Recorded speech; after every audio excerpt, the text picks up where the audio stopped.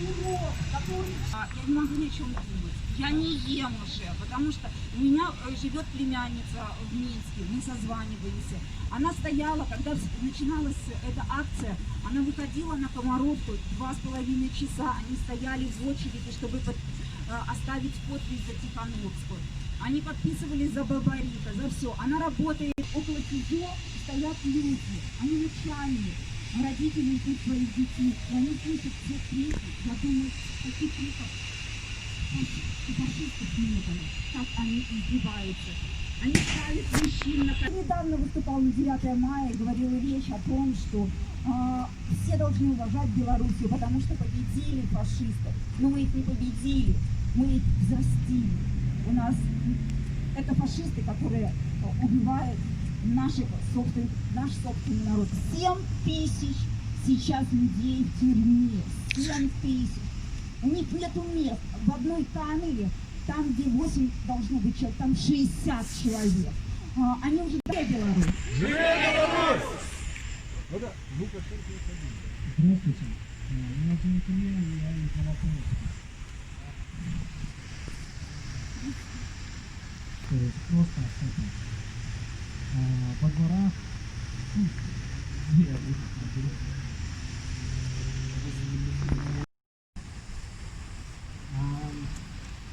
судя по всему, что они ждут какого-то, я не знаю, что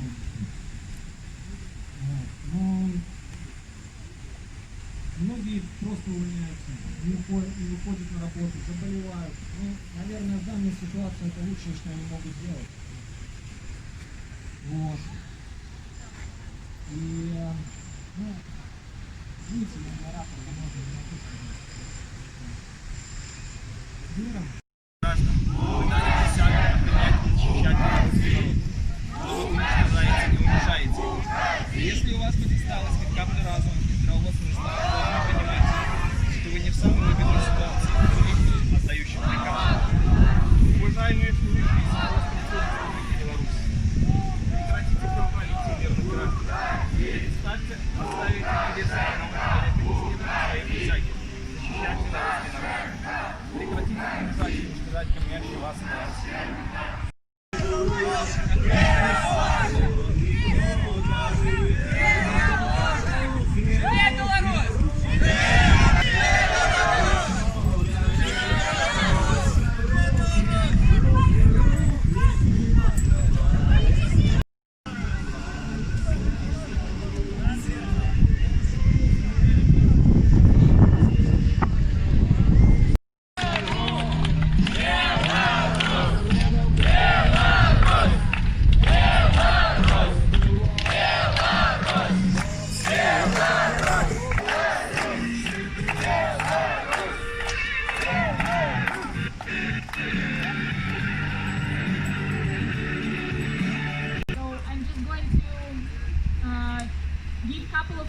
That happened over the last couple of days in Belarus and what is going on there.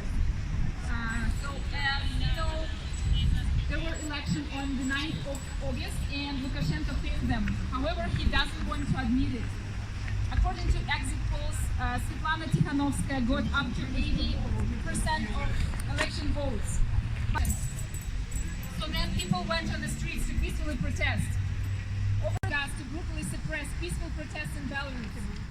They drove large military trucks into crowds of unarmed people, and this is the tactic that was used by terrorists previously. Special policemen units in groups pursued single people, and they violently attacked them. They pulled them by hair over the asphalt, they kicked them in the face and belly, they broke their bones, they smashed their heads. They even suddenly attacked people in the yards of the multi-apartment houses. They shot people on the bus stops. They pulled people out of their cars and seized their vehicles. They attacked people in the buses. They shot their all these years after all of this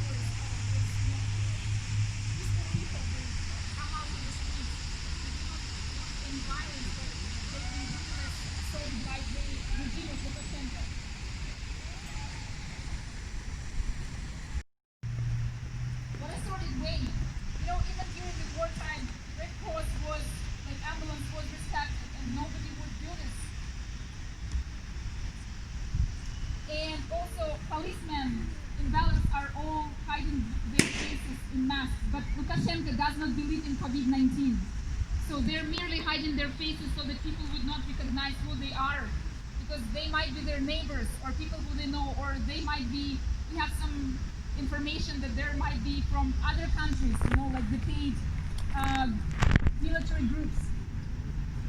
People are put in jails. At this time, more than 6,000 people were detained and kidnapped by police over the last 4 days. Government mass media announced the 80% victory of Lukashenko.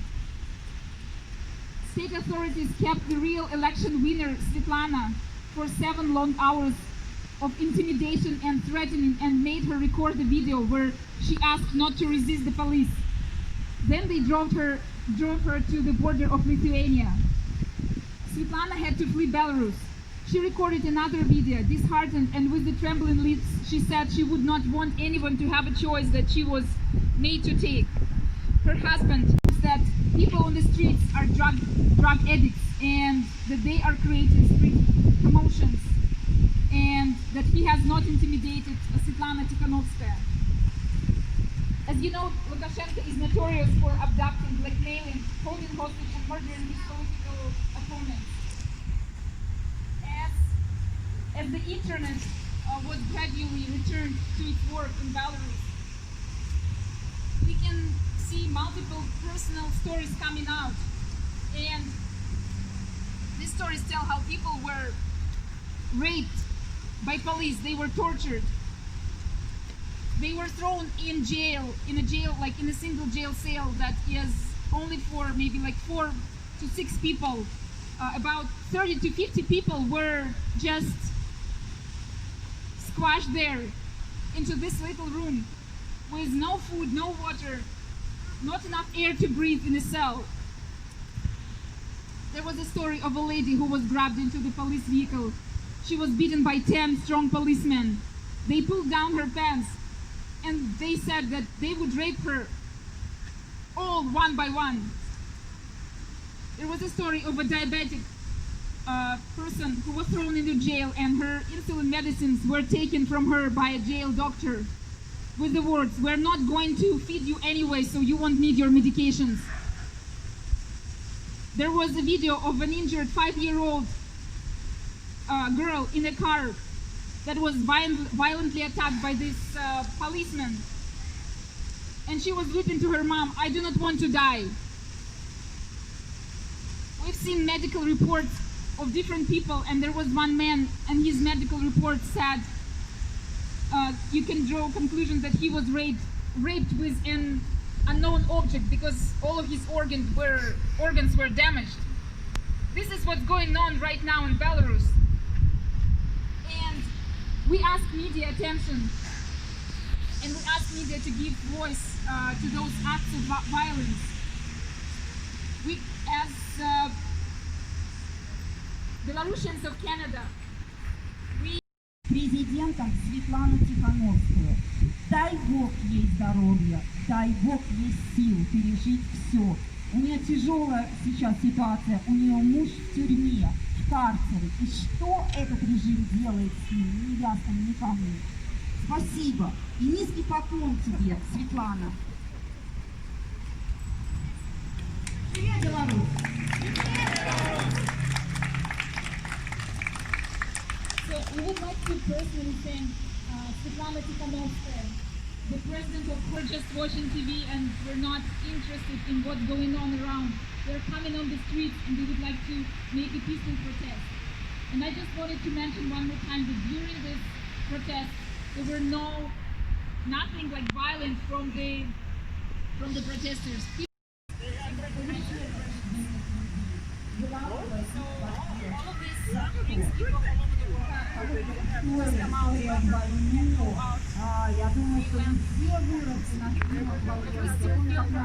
We have our brothers and sisters, we have our parents and grandparents there, and we want to show our support, so they understand that they are not alone.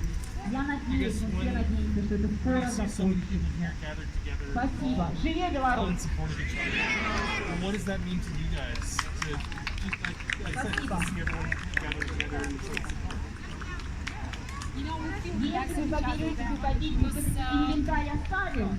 На всякий случай, когда I будет must admit that победа, the Russian мы nation has never been so united складываем. before than Соберемся during this снова last, шампанским, где-то I would say в month парке. or 2 months of preparation to Давайте elections просто and вместе all these молиться. bloody 4 days Молиться after за elections. наших людей Because белорусских. people Спасибо. have finally